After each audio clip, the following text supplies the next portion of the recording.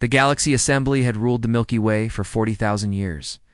12 ancient species sat at the Great Table, and their word was law. They had crushed rebellions. They had ended wars.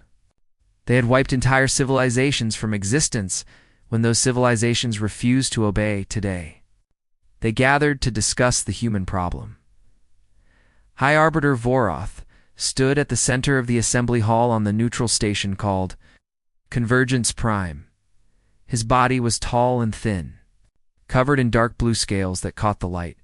His eyes, 4 of them, looked out at the representatives of the elder species.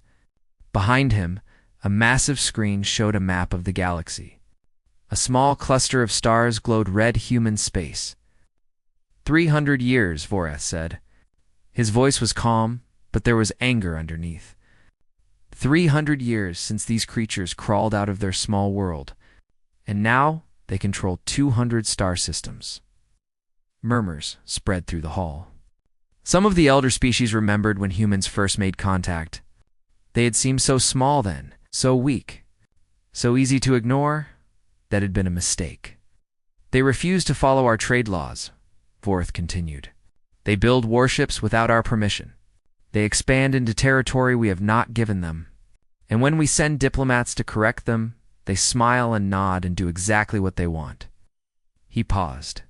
His 4 eyes narrowed. They're a Class 7 existential disruption, and it is time to end this. The assembly voted. It was unanimous.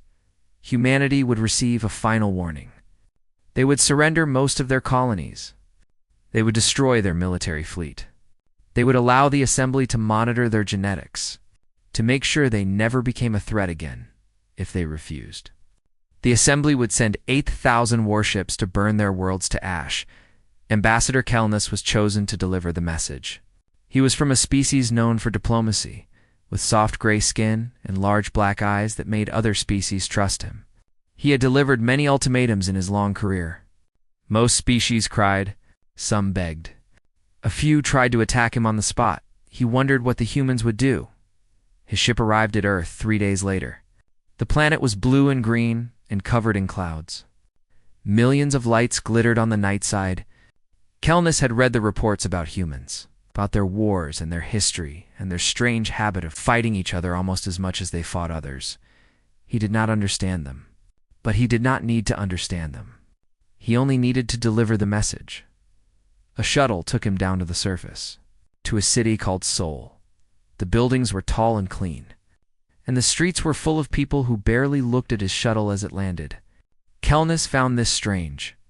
On most worlds, the arrival of an assembly ambassador caused panic here. People just kept walking to work. He was taken to the United Earth Council chambers, a large building made of glass and steel. Inside, human delegates sat in rows of seats, watching him with calm faces. At the front of the room stood a woman with short black hair and sharp eyes. Her name was Park Yuna, and she was the director of Earth's Strategic Intelligence Division. Ambassador Kelnus, she said. Her voice was polite but cold. Welcome to Earth. Please deliver your message. Kelnus walked to the center of the room. He activated his translator and began to read the ultimatum. He spoke of the Assembly's long history. He spoke of the crimes humanity had committed against galactic law. He spoke of the punishment that awaited them if they did not obey. You will surrender 70% of your colonies, he said. You will dismantle your military fleet. You will submit to genetic monitoring by Assembly scientists. You have 30 standard days to comply. He paused and looked around the room. If you refuse, the Assembly will send its enforcement fleet, 8,000 warships. They will destroy your colonies one by one. They will bomb your cities. They will hunt down every human in the galaxy until your species exists only in history books. Kelnus lowered the document. He had given this speech many times. Usually, this was when the screaming started, the crying, the desperate offers of negotiation. The humans did nothing. They sat in their seats and looked at him with blank faces. No one spoke. No one moved. The silence was so deep that Kelnus could hear his own heartbeat. Then he noticed a man standing at the back of the room. The man was older, with gray hair cut short and a face like stone. He wore a military uniform covered in medals. His name was Admiral Kang Do-yen. He was the supreme commander of the United Earth Defense Fleet. Do-yen looked at his watch. Then he looked at Kelness. "Is that all?" he asked. Kelness blinked. "Ah, yes. That is the Assembly's final warning." Do-yen nodded slowly. "Thank you for coming." But no anger, no fear, no negotiation. Just a polite thank you, as if Kelness had delivered a package instead of a death sentence. Director Park Yuna stepped forward. "We will consider your message, Ambassador. Please enjoy our hospitality while you wait for your shuttle." Kelness was escorted out of the building. His hands were shaking. In 200 years of service, he had never seen a species react like this. They should be afraid. They should be begging. 8,000 warships could destroy their entire civilization, but they acted like they had already won. On his shuttle back to orbit, Kelness contacted High Arbiter Vorath directly. The connection was secure, encrypted with the best assembly technology. "The message has been delivered," Kelness said. Vorath's face appeared on the screen, his four eyes curious. "And their response?" Kelness hesitated. They had no response. High Arbiter. They simply ... listened. Vorath frowned. "No demands? No offers? No threats?" "Nothing." Their admiral asked if that was all. Then they thanked me and sent me away. Vorath was silent for a long moment. Behind him, the lights of the assembly hall flickered. "That is unusual," Vorath finally said. "High Arbiter, I have delivered ultimatums to 37 species. I have seen fear. I have seen rage. I have seen desperation." Kelness paused. "I have never seen what I saw today. They were not afraid. They were not angry. They were ... waiting. Waiting for what?" Kelness shook his head. "I do not know. But something is wrong with these humans. Very wrong." Vorath dismissed the concern with a wave of his hand. "They are bluffing. All young species bluff when faced with real power. In 30 days, they will surrender like all the others." The connection ended. Kelness sat alone in his shuttle as it climbed toward the stars. Below him, Earth turned slowly in the darkness. Millions of lights. Billions of humans. All of them silent. He thought about Admiral Do-yen checking his watch. Not afraid. Not angry. Just checking his watch. Like a man who had somewhere else to be. Kelness had a terrible feeling that the assembly had made a mistake. But he was just an ambassador. His job was to deliver messages, not to question them. He looked at Earth one last time before his shuttle jumped too. Faster than light speed, the humans were still silent, and for some reason, that terrified him more than anything. The first day passed without a word from Earth. The assembly expected this. Humans were probably holding meetings, arguing among themselves, trying to find a way out. The 5th day passed. Still nothing. On the 10th day, High Arbiter Vorath ordered his intelligence officers to increase monitoring of human space. Something had to be happening. Humans were known for their loud politics, their endless debates, their news channels that broadcast every secret to the galaxy. But the channels had gone quiet. The debates had stopped. Human space was dark. "They are planning something," Vorath told his advisors. "Find out what." Scouts went out. Dozens of small ships slipped into human territory, watching from the shadows. What they found made no sense. Human colonies were being evacuated. Civilians were moving to underground shelters. Factories were being dismantled and hidden in asteroids. And the human fleet, all 2,400 warships, vanished from their usual positions. Trade routes emptied. Communication satellites went silent. Human space became a ghost town. Deep beneath the Korean peninsula, Admiral Kang Do-yen sat at the head of a long table. The bunker was old, built during a war that happened centuries ago. But it had been upgraded with the best technology humanity possessed. The walls were thick enough to survive a nuclear strike. The air was recycled. They could stay here for years if necessary. Around the table sat the War Council. Director Park Yuna had reports spread in front of her. documents filled with numbers and names and locations. General Choi Sun-woo, commander of ground forces, studied maps of human colonies.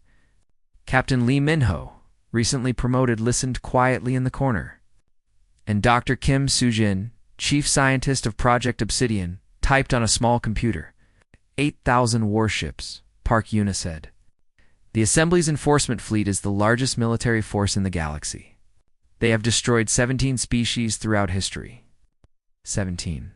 And we have 2,400 ships, General Choi Sun-woo said. His voice was rough, the voice of a man who had spent his life fighting. We cannot win a direct battle. No, Admiral Doyen agreed. We cannot. The room was quiet. Everyone knew the numbers.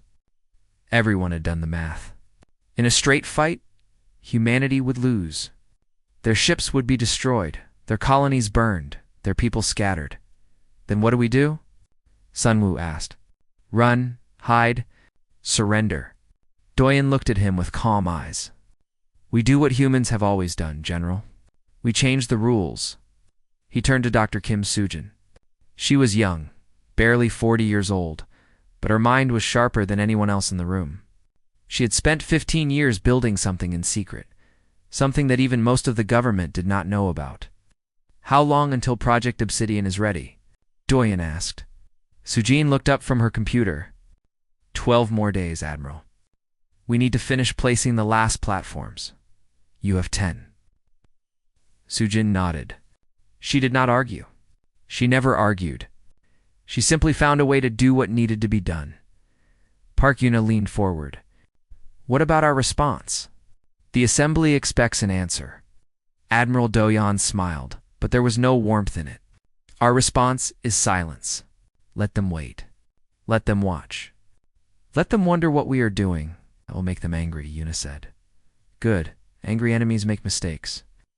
The meeting continued for 3 more hours. Plans were made. Orders were given.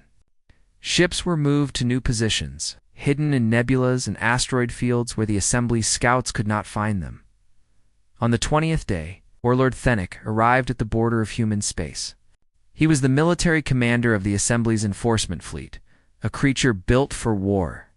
His species had been warriors for 100,000 years, and Thenic was the best of them. His body was covered in thick armor plates, natural protection that could stop most weapons. His hands ended in claws that could tear through steel. He had destroyed 6 civilizations in his long career. He expected humanity to be the 7th, but something bothered him. Where are they? He asked his officers. His fleet sat at the edge of human territory, 500 ships waiting for orders. Beyond them, empty space. No patrols. No defense stations. Nothing. Unknown, Warlord. The humans have abandoned their border posts. Thenic growled low in his throat. This was wrong.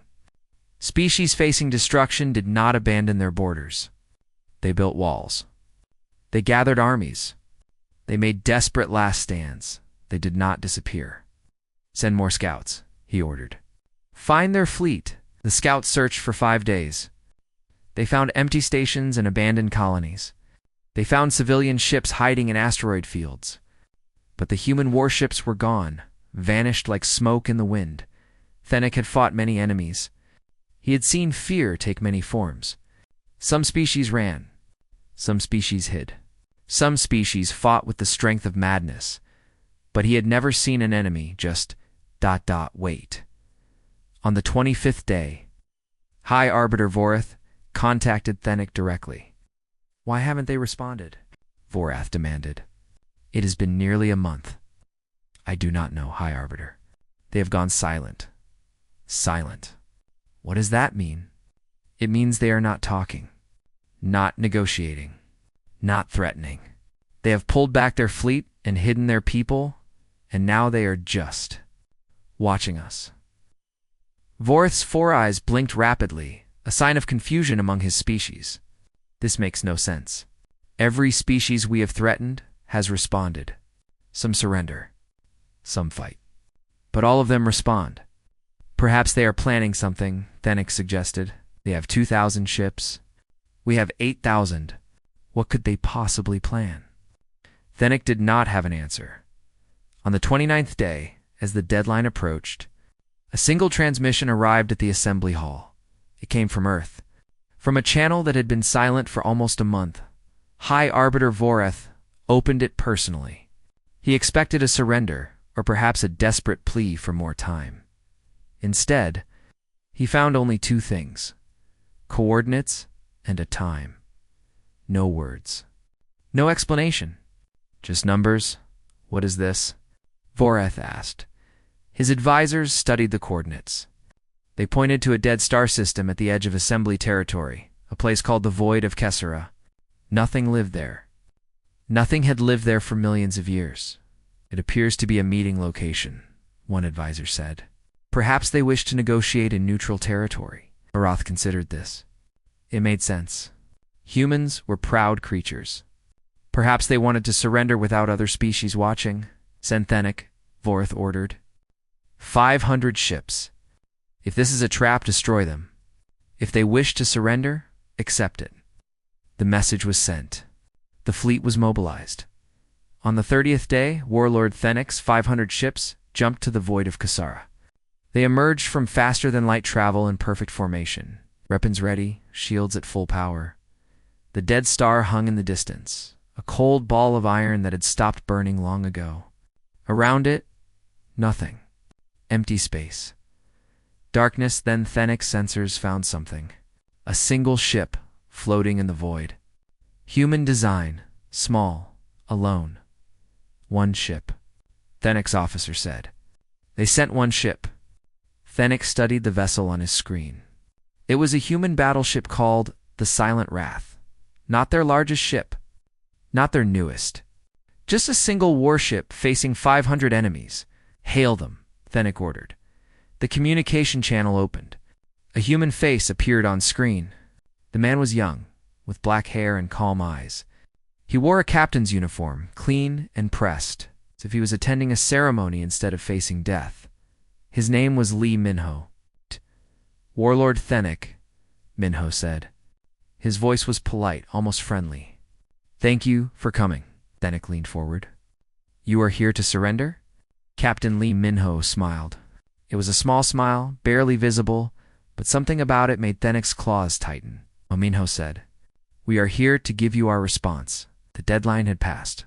The 30 days of silence were over, and humanity was finally ready to speak. The Void of Kessera was a place where stars came to die. The ancient sun, at its center, had burned out millions of years ago, leaving behind only a dark ball of cold iron. No planets remained. No life existed. It was the perfect place for secrets. Warlord Fennec stood on the bridge of his flagship, staring at the small human ship on his view screen. 500 assembly warships surrounded the Silent Wrath, their weapons locked and ready. One command from Fennec, and the human vessel would become dust. Yet something made him hesitate. Captain Lee Minho's face was still on the communication channel. Behind him, the bridge of the Silent Wrath was quiet. Officers worked at their stations without speaking. No one looked nervous. No one looked afraid. They moved with the calm efficiency of people doing a job they had practiced 1,000 times. Your response? Fennec said slowly. The assembly gave you 30 days to surrender. The deadline has passed. If you are not here to accept our terms, then why are you here? Minho tilted his head slightly. I am here to deliver a message, Warlord. Consider me a diplomat. One ship against 500 is not diplomacy. It is suicide, perhaps. Minho's smile did not change. But I think you will want to hear what I have to say, Fennec growled. In 600 years of warfare, he had never met an enemy like this. Humans were supposed to be young, weak, desperate. This human acted like he was the one with 500 ships. Speak then, Fennec said. Deliver your message. Minho nodded. He turned to one of his officers and gave a small signal. A moment later, data began streaming from the Silent Wrath to every ship in Fennec's fleet. What is this? Fennec demanded. 3 gifts, Minho said. A sign of humanity's respect for the Galaxy Assembly. Fennec's officers studied the incoming data. What they found made them go pale. The first gift was a star chart. But not just any star chart. It showed the exact location of every homeworld belonging to the 12 elder species of the Assembly. Not the public locations, the ones that appeared on normal maps.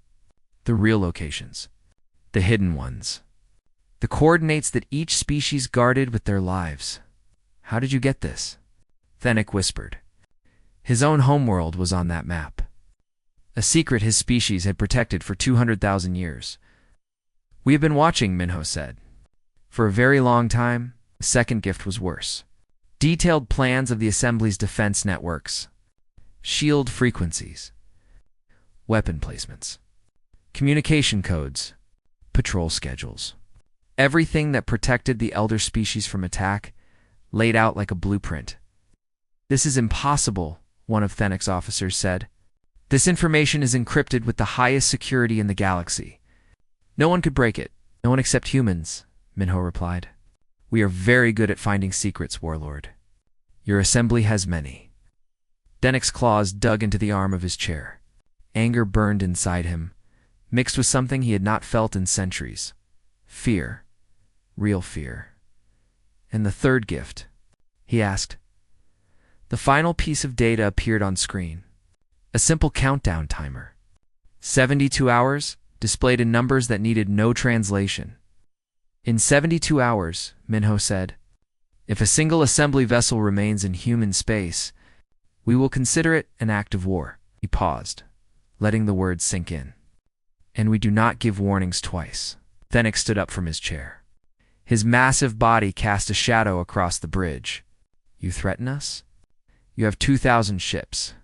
We have 8,000. You cannot win this war. You're correct, Minho agreed.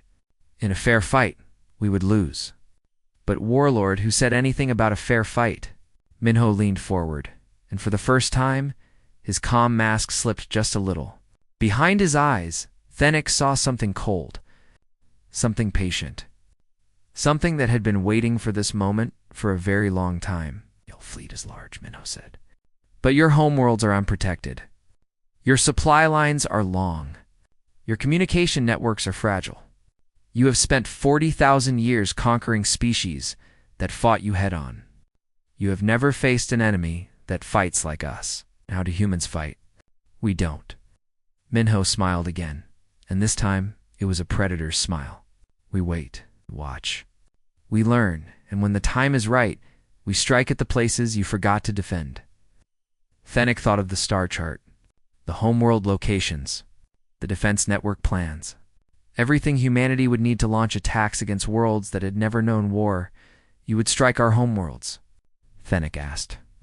Kill billions of civilians? We would do whatever is necessary to survive, Minho said. That is what humans do, Warlord. We survive. At any cost. By any means. He paused. The question is, are you willing to pay the same price?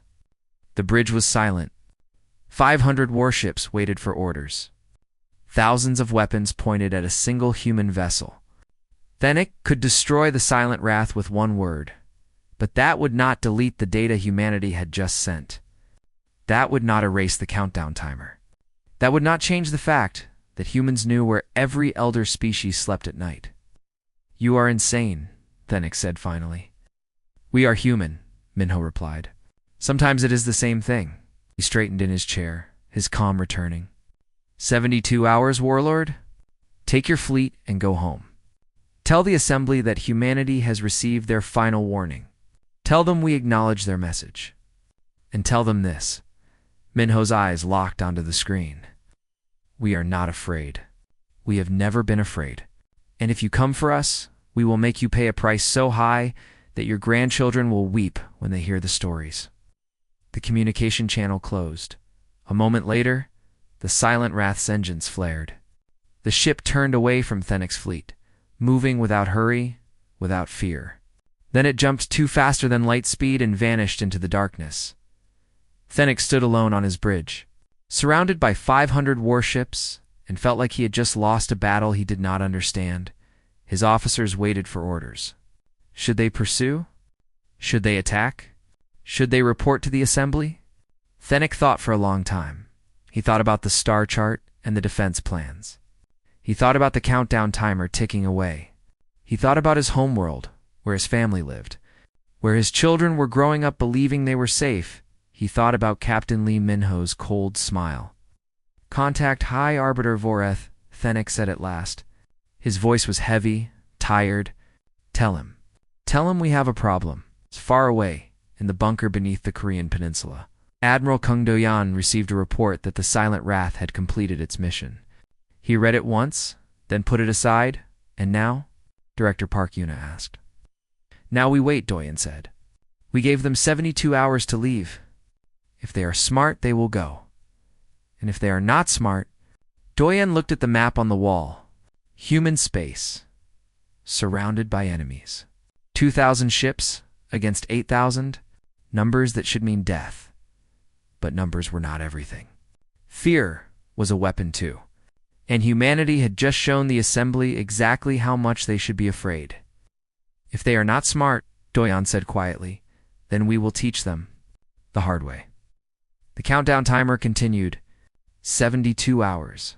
60 hours, 40-8, and somewhere in the darkness of space, the Silent Wrath drifted among the stars, waiting for the assembly's answer. High Arbiter Vorath had not slept in 3 days.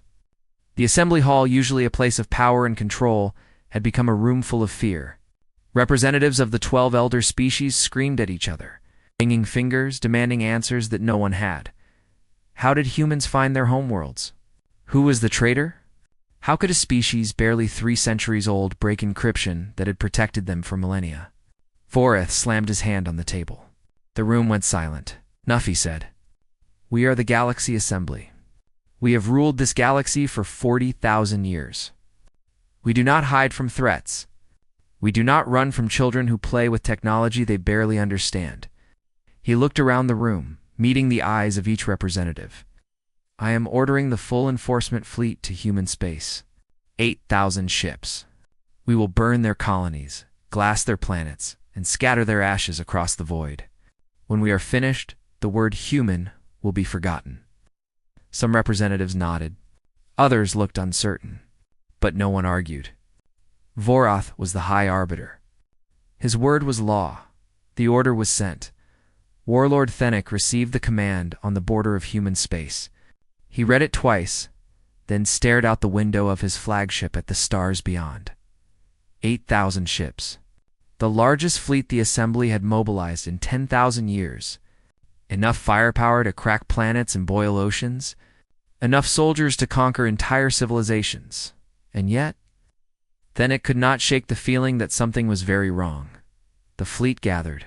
Ships came from every corner of the galaxy, forming up at the edge of human territory.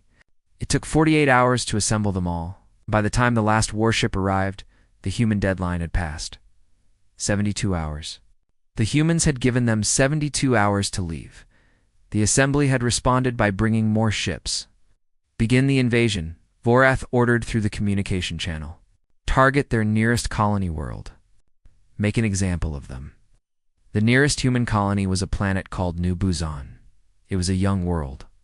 Settled only 50 years ago, home to 12 million humans. Farms and factories and cities spread across its surface. Built by people who had crossed the stars to find a new home. Fennec's fleet arrived in orbit. 8,000 warships filled the sky, blotting out the sun. Below, the cities of New Busan should have been in chaos.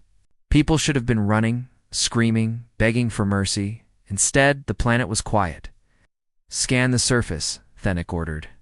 The results came back within minutes. The cities were empty. The factories were cold.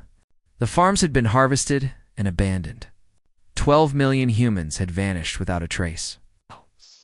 Where did they go? Fennec demanded. His officers searched. Underground bunkers. Hidden tunnels. Emergency shelters scattered across the planet. The humans had not run. They had simply moved underground and waited. But waited for what? Then, Fennec's sensors detected something else. Every screen on the planet, every display, every surface that could show an image was broadcasting the same message. It repeated in every galactic language, over and over. Words that made Fennec's blood run cold. "You were warned." The words had barely registered when the first explosion hit. a supply depot. 3 star systems away, vanished in a ball of fire. Then another, and another. Across the galaxy, assembly supply lines were being destroyed. Fuel stations, ammunition storage, communication relays, the hyperspace beacons that allowed ships to travel faster than light. All of them burning. What is happening? Fennec roared. Reports flooded in from across the fleet. Missiles were appearing from nowhere, launched from platforms hidden in asteroid fields, from dormant satellites. From places the assembly had never thought to check. The missiles were not targeting ships. They were targeting infrastructure. Everything the fleet needed to fight, to communicate, to travel in 6 hours was over. 8,000 assembly warships sat in orbit around New Busan, completely cut off. No supplies. No communication with the homeworlds. No way to jump to faster than light speed. The hyperspace beacons were gone, and without them. The ships were trapped, and alone. Far away. In a hidden command station inside an asteroid, Dr. Kim Soo-jin watched the data streams with quiet satisfaction. Project Obsidian had worked perfectly. 15 years of planning, 15 years of secretly building and hiding missile platforms throughout human space, 15 years of waiting for the moment when they would be needed. All targets destroyed, she reported to Admiral Do-yeon. The assembly fleet is stranded. Do-yeon nodded. He stood in the command center of the bunker, surrounded by officers monitoring the situation. On the main screen, he could see the assembly fleet hanging helplessly in orbit. And our fleet? He asked, in position, Admiral, awaiting your orders? Do-yeon took a deep breath. This was the moment. This was what they had planned for, what they had worked toward, what they had sacrificed everything to achieve. Tell them to emerge, he said. But do not fire. Not yet. The human fleet came out of hiding. From nebulas and asteroid fields in the dark spaces between stars, 2,400 warships appeared around New Busan. They formed a ring around the stranded assembly fleet, weapons ready but silent. Warlord Fennec watched them come. His tactical officers ran the numbers, calculating damage, estimating casualties. In a normal battle, the assembly would still win. They had more ships, more guns, more soldiers. But this was not a normal battle. His ships had no fuel to maneuver, no ammunition to reload, no communication with command. They were floating in space, surrounded by enemies, waiting to die. A communication request came from the human fleet. Fennec accepted it. Admiral Kong Do-yeon's face appeared on screen.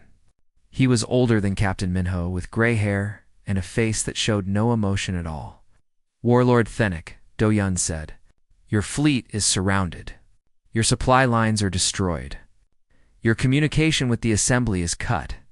You cannot fight. You cannot run. You cannot call for help. Fennec said nothing. There was nothing to say. The human was stating facts. It could destroy you, Do-yeon continued. Every ship. Every soldier. We could leave your wreckage floating in orbit as a warning to anyone who threatens humanity again. He paused, and something changed in his eyes. Not anger. Not triumph. Something softer, but we choose not to. A second face appeared on screen. General Choi Sun-woo, commander of human ground forces. He was on a shuttle, descending through New Busan's atmosphere with thousands of soldiers. And my troops are landing now, Sun-woo said. We are surrounding your position. Your soldiers have one choice. Lay down your weapons and surrender. If they do, they will be treated with respect. They will receive food, water, medical care. They will be prisoners, but they will be alive. Fennec stared at the screens. Humans were offering mercy. After everything the assembly had done, after the threats and the ultimatums and the invasion, humans were offering mercy. And if we refuse, Fennec asked. Admiral Do-yeon's expression did not change. Then you will die here. Slowly, your food will run out. Your air will run out. Your soldiers will starve in the void, alone and forgotten. He leaned forward. But that is your choice, Warlord. Not ours. We are offering you a way out. Take it. The channel stayed open. Fennec looked around his bridge, at the officers who had served him for centuries, at the soldiers who had followed him into countless battles. They were beaten. They all knew it. The humans had won without firing a shot. Slowly, Fennec reached for his communication console. He opened a channel to all 8,000 ships in his fleet. "This is Warlord Fennec," he said. His voice was tired, heavy with defeat. "All ships, stand down. All soldiers, surrender." One by one, assembly ships began broadcasting surrender signals. White lights flashed across the fleet, universal sign of defeat. General Choi Sun-woo watched the signals from his shuttle. Around him, human soldiers prepared to accept the surrender of 2 million enemy troops. "They gave up," one soldier said, surprised. "Just like that?" Sun-woo shook his head. "Not just like that. We've planned this for 15 years. We hid and waited and let them think we were weak. And when they came for us, we cut them off at the knees." He looked out the window at the assembly fleet, helpless and broken. "That is how humans fight," he said. "We don't beat our enemies. We make them beat themselves." 6 months had passed since the Battle of New Busan, in the halls of the Galaxy Assembly. Nothing was the same. High Arbiter Vorith was gone. His own people had removed him from power, blaming him for the greatest military disaster in 40,000 years. He lived now in exile, alone and forgotten. His name spoken only as a warning to those who let pride destroy wisdom. The 12 elder species no longer met as one. 3 of them had withdrawn from the assembly completely, too afraid of humanity to remain part of any coalition that might anger them. The others argued endlessly, each blaming the other for what had happened. The great hall where Vorith had once declared humanity a threat now stood empty most days. Dust gathered on the seats. The lights were dim. The assembly that had ruled the galaxy for millennia was falling apart, and humanity had not even attacked them. That was the part that confused the elder species most. After everything, after the invasion and the defeat and the humiliation, humans had simply let them go to million prisoners of war. Soldiers from dozens of species captured at New Busan, the assembly had expected torture. They had expected executions. They had expected humanity to make examples of the prisoners, to show the galaxy what happened to those who threatened Earth. Instead, prisoners had been fed, clothed, given medical care for their wounds. Treated with something the assembly had never shown to its own prisoners, dignity. And then, after 6 months, they had been sent home. Director Park Yuna oversaw the release personally. She stood in the transport hub of New Busan, watching as shuttles carried former enemies back to their ships. Each prisoner received a small package before leaving, food for the journey, medical kit, and a message written in their own language. The message was simple. "We could have destroyed you. We chose not to. Remember that."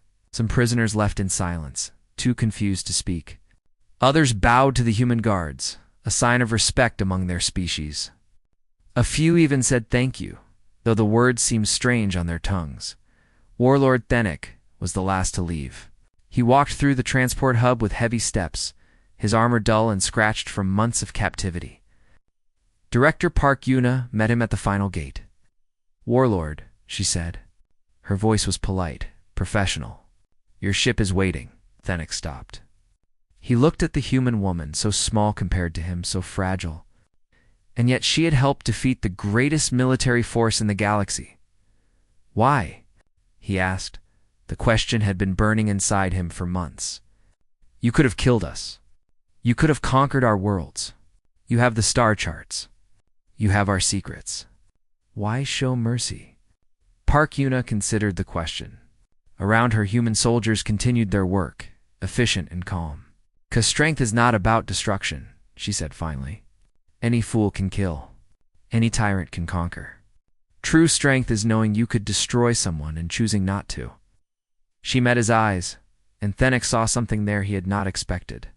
Not anger, not hatred, just a calm certainty that humans knew exactly who they were and what they were capable of. "We wanted you to understand," she continued, "not fear us. Understand us." The assembly spent 40,000 years teaching the galaxy that power means cruelty, We wanted to show them something different. Thenick was silent for a long moment. Then he did something no member of his species had done in recorded history. He bowed to a human. "I understand," he said. "And I will make sure my people understand too." He turned and walked to his shuttle. Park Yuna watched him go, then returned to her work. On Earth, Admiral Kang Doyon addressed the United Earth Council for the final time as Supreme Commander. The war was over, and he was retiring. The council chamber was full. Representatives from every human colony had come to hear his words. Cameras broadcast the speech to billions of humans across 200 star systems. Dojon stood at the podium. His uniform pressed and clean, his medals catching the light. He looked older than he had 6 months ago. Tired. But his eyes were still sharp, still calm. "We have one," he said.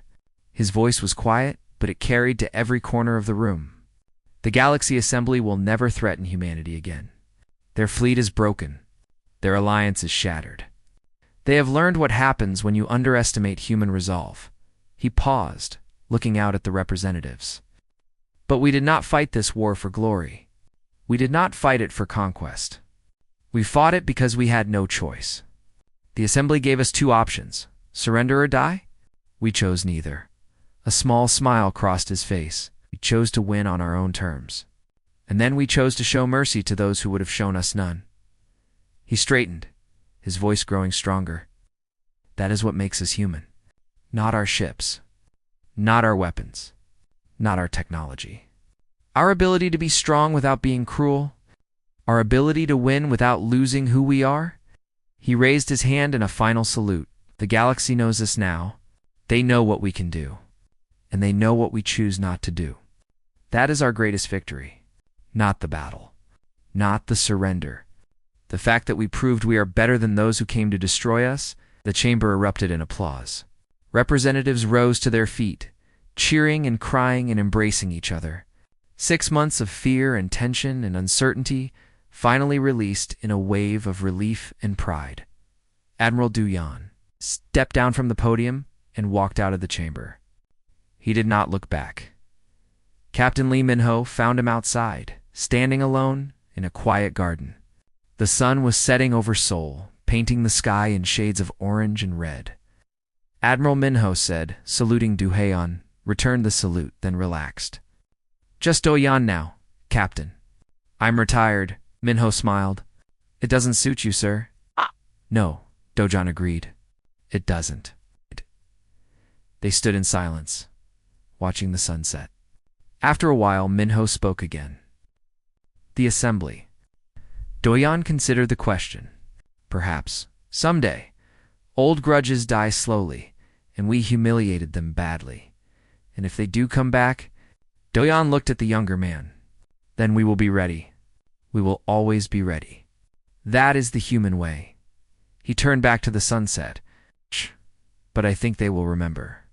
I think they will tell stories about what happened here, about the species that refused to surrender and refused to conquer. And I think those stories will make them afraid.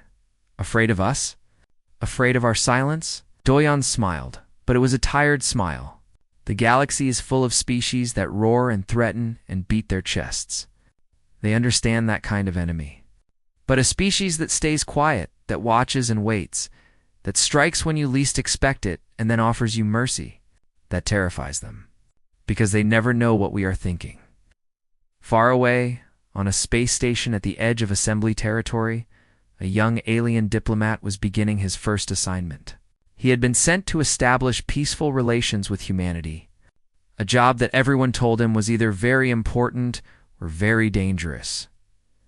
His elder colleague, a veteran of 50 years of galactic politics, sat beside him on the shuttle. "What are they like?" the young diplomat asked. "The humans?" The elder was quiet for a long moment. He had met humans before, during the war. He had seen what they could do, and he had seen what they chose not to do. "They are patient," he said finally. "They are quiet. And they never, ever forget." Duh. The young diplomat swallowed nervously. "Should I be afraid?"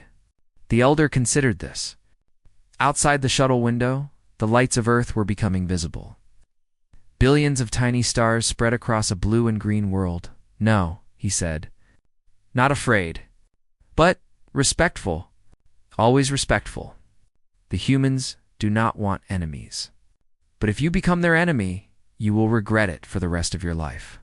However short that life may be, the shuttle descended toward Earth. In the distance, the lights of Seoul glittered in the darkness. Dr. Kim Soo-jin sat in her laboratory. Looking at the blueprints for Project Obsidian, the missile platforms had been deactivated. The weapons had been stored. The war was over, but she did not delete the plans. She saved them in a secure file, locked behind layers of encryption that only she could break. Just in case the galaxy forgot. Just in case another empire decided that humanity was weak. They had shown mercy once. They would show mercy again if given the chance. But if the galaxy forced them to fight, if another threat rose from the stars, humanity would be ready. That was the human way. Hope for peace. Prepare for war. And never, ever let anyone see what you were truly capable of. Soo-jin turned off the lights and left the laboratory. Outside, the stars were shining. The galaxy was quiet, and humanity was watching.